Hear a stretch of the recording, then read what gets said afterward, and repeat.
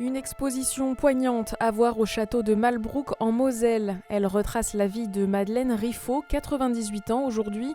Le visiteur découvre la vie de cette résistante du jour où elle a tué un officier allemand, puis ensuite été torturée par la Gestapo, à ses voyages aux quatre coins du monde en tant que reporter de guerre, à travers des objets lui ayant appartenu, mais aussi des planches d'une bande dessinée qui lui est consacrée.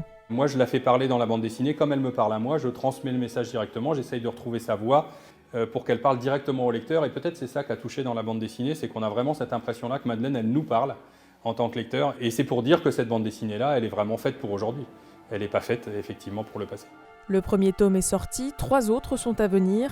L'exposition met en avant des portraits de femmes fortes et combatives. Elle est à voir jusqu'au 20 août 2023.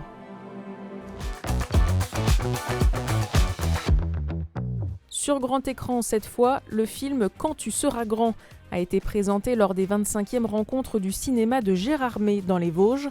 Un long métrage réalisé par Andrea Bescon et Éric Métayer.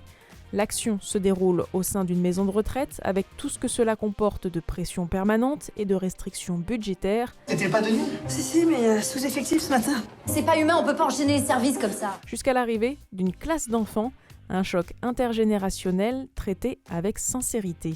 C'était vrai que c'était un sujet difficile, que on pouvait tomber d'un côté ou de l'autre dans des choses un peu trop noires ou dans des choses un peu trop poétiques.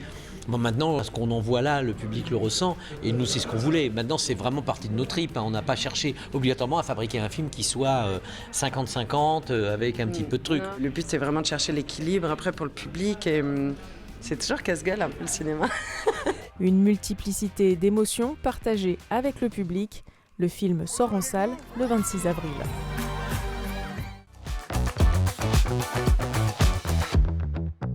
On reste dans les salles obscures avec la super production Les Trois Mousquetaires à l'affiche depuis début avril.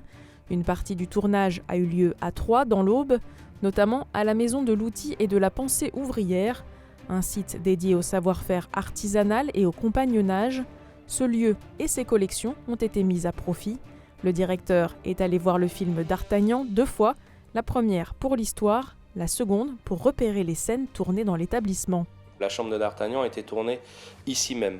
Après, les plans dans la cour intérieure, bien évidemment, chaque Troyen va reconnaître. Vous verrez une scène très particulière entre Constance et d'Artagnan. Et donc, vous penserez en fait que cette paire de ciseaux en fait, vient des collections de la Maison de l'Outil et de la Pensée ouvrière. 2 mois de collaboration et 3 semaines de fermeture ont été nécessaires pour réaliser les prises de vue.